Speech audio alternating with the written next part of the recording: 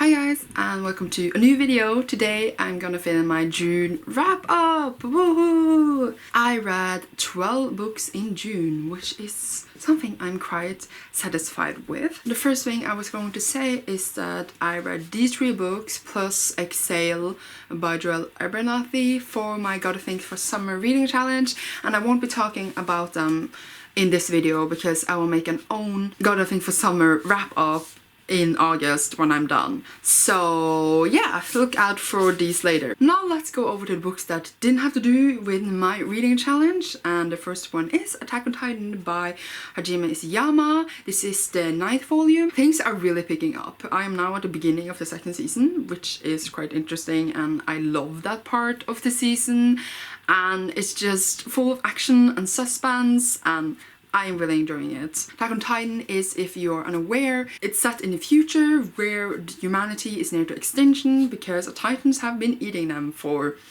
a long time. It's a constant battle between the Titans and the humans. It's great if you love action and suspense and a mystery of what the fuck is going on. We then have My Hero Academia by Horikoshi.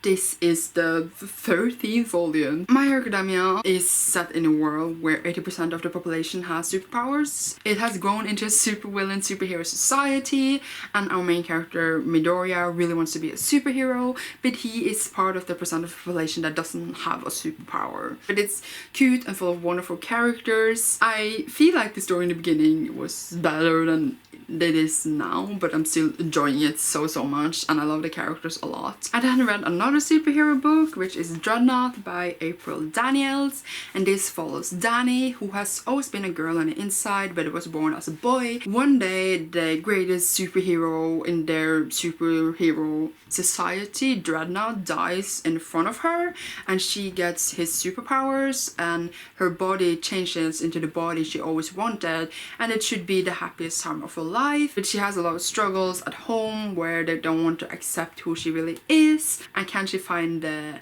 courage to become the super hero she's supposed to be. Danny is only 15, and I feel like, oh my god, she handled the situation so well compared to how I would. This has a lot of good themes set into it, and I just loved how much we feel for Danny. It was a great story following her and her growing as a person.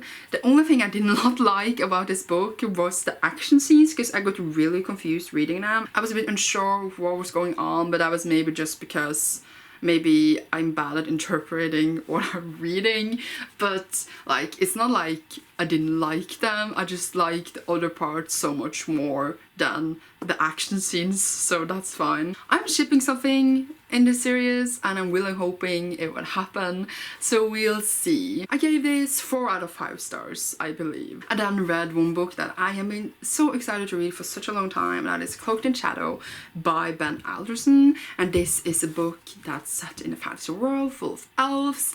They're gay elves, like the main character is gay, which is great. The cover is like one of my favorite covers ever. When I first started, I died. This story follows Zack, who along with a lot of other elves at this age is been summoned by the king, and they go to the king. They find out that the king is after a new legion of shapeshifters, and he passes the test, but he's not a shapeshifter. So what is he? He also spends a lot of time with the prince, and a romance blossoms between them, which is so adorable. This book was really good to be a debut. Like, the writing was just, I fell into the story, I fell into the world. The only thing like that was like a bit but not like bad. It's just I felt the story was a bit predictable. Like, I expected all the things that happened. It was really obvious, we can say, but it's not like I didn't enjoy it because of that. It was still really good. I gave it 4 out of 5 stars, and I'm really excited to continue with the series because now that we set up all the pieces, I am really curious to see how the story goes on.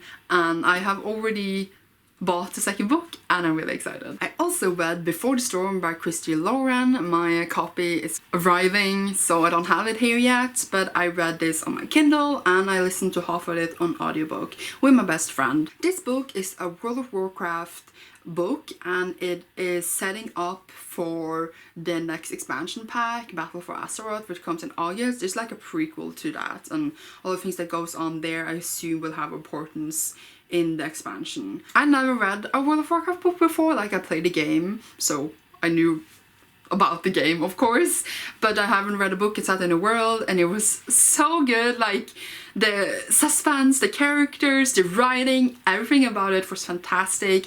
I loved it. The only thing I didn't like was that so many threads weren't completed in the story. I assume that's because those will be answered in the game itself, but I just felt like the book in its eternity that really annoyed me. But it was, as I said, really good, really entertaining. I don't know how much you enjoy it if you're not a World of Warcraft fan, but I personally loved it. It was so great.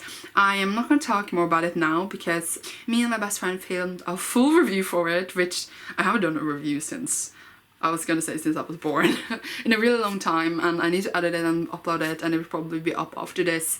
So go and check that out if you want to, and you will see more of both our thoughts in that video.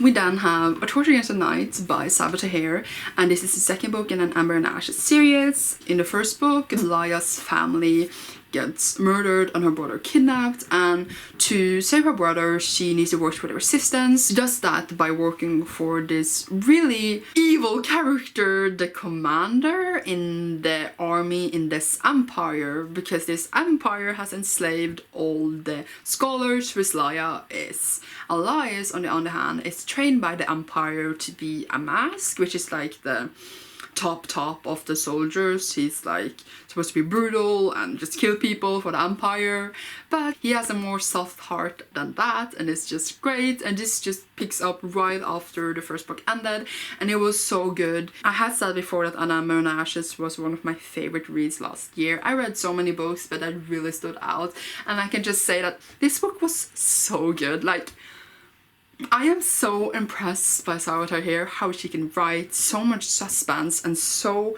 great characters and words. And what are words? I don't know. Usually the second book can like drag a bit. It's a really normal syndrome, but this didn't drag at all. It blew my mind, okay? I gave it 5 out of 5 stars. I absolutely love this series. It's one of my favorites now. Like, how can I not? Definitely recommend 100%. And the last 2 books I was going to talk about today is Rune Rising, Siege and Storm by Leigh Bardugo. I just realized I said book 3 before book 2, I'm sorry. This is book 2 and 3, as I said, in the Shadow and Bone trilogy. It follows Alina, who finds out that she is a Grisha, and she is also the first type of Grisha that she is, a sun summoner, since forever. So she becomes the new hope of this world because they are plagued by this rift in their land where there are creatures from darkness, and because she can summon light she can fight these creatures. I guess that's a rough summary of it. People say that Six of Crows, which I really want to read, and I read these first, are much better than these, but these are still really solid books. Like,